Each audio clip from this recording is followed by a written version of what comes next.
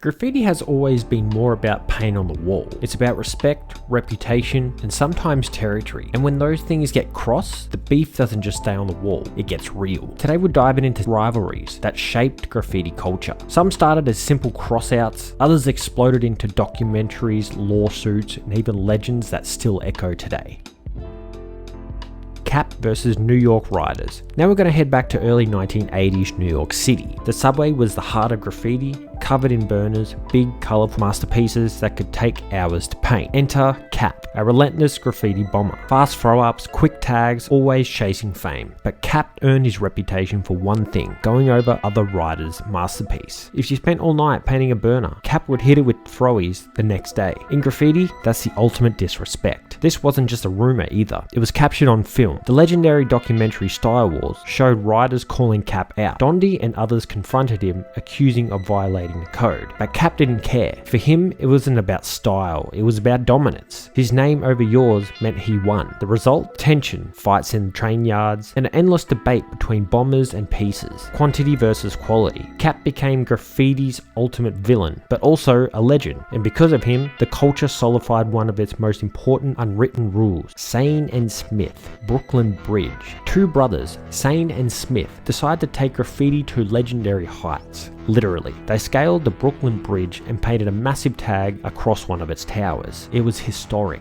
The graffiti was so huge it could be seen from miles away. But this act sparked one of the most extreme reactions from authorities. The brothers became targets of a massive investigation. And in 1990, New York City hit them with a $3 million lawsuit for damages. It was the largest graffiti-related lawsuit ever filed. This wasn't a feud between riders, but a beef with the entire city. And it shows just how far graffiti could push boundaries and how harshly the system could push back.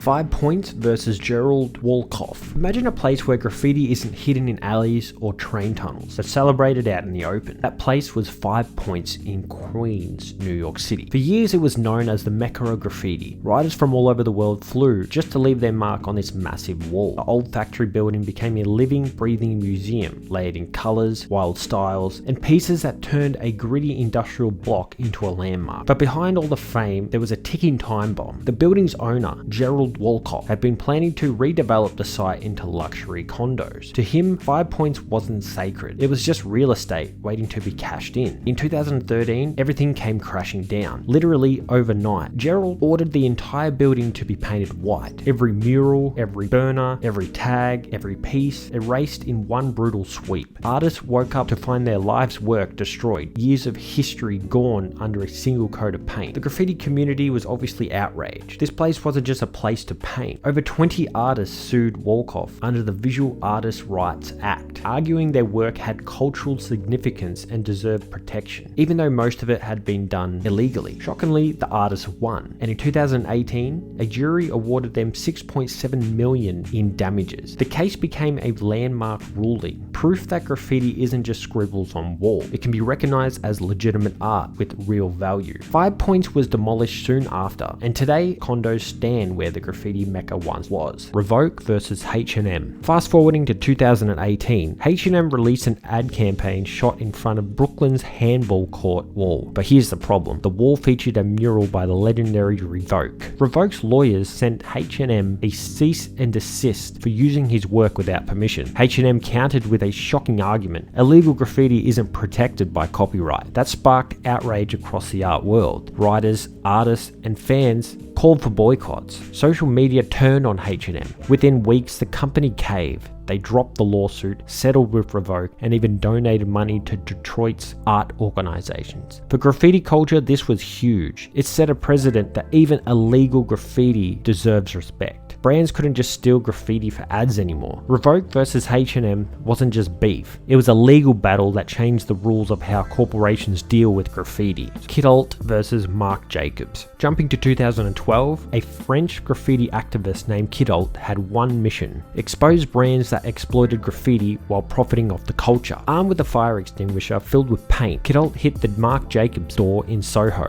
New York, with a massive $sign. Most companies would clean it up and stay quiet, but Marc Jacobs hit back with sarcasm. The brand posted the tag online calling it art by Kidult and even printed it on a t-shirt for $689. Kidult wasn't done. He blasted Marc Jacobs' Paris store with another huge tag. This beef obviously went global. This wasn't just graffiti versus fashion. For Kidult, graffiti was about resistance, but for Marc Jacobs, it was about marketing opportunity. The world watched as the lines between vandalism and branding blurred. Both sides came out with more attention than ever, but the rivalry made something clear. Graffiti's power can't easily be packaged. Banksy versus King Robbo in London, along the Regent's Canal in Camden. Back in 1985, King Robbo left his mark with a giant piece on the wall. It stayed untouched for decades, became a relic of London's graffiti history. But then randomly in 2009, Banksy showed up. Already a global art superstar, Banksy painted over Robbo's wall,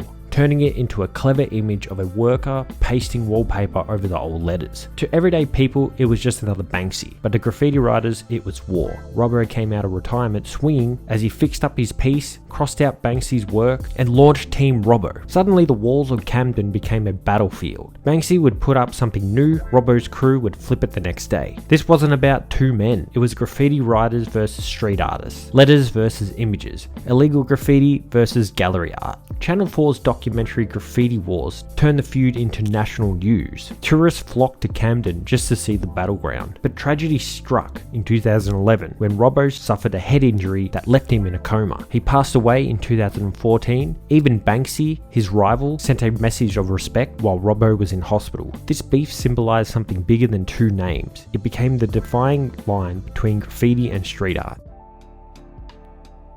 But looking at the bigger picture, these rivalries aren't just about paint. Each story proves that graffiti beefs are more than just ego. They shape culture, law, legacies, and the paint might fade, but the stories live forever. So which one of these graffiti rivalries do you think had the biggest impact on the culture? Drop your thoughts in the comments below. Struggling hard for content these days. I hope you enjoyed this video. Thank you for watching, have a great day, and have a good one. I honestly think YouTube's starting to shadow ban my stuff again. I've really enjoyed working on this video here. It's called How Graffiti Influenced Video Games, and it never really lifted. No one really saw the video. So I'd really appreciate if you guys, if you haven't already watched it, to go ahead and watch it. I actually had a lot of fun creating that video because it was something completely different out of my typical video making. And I especially enjoyed doing it because it's on one of my favorite PlayStation games. And I generally think that I did an alright job, but obviously YouTube isn't being my homie. So I figured I'd just promote it on this video just in case. Thank you very much for the support, guys.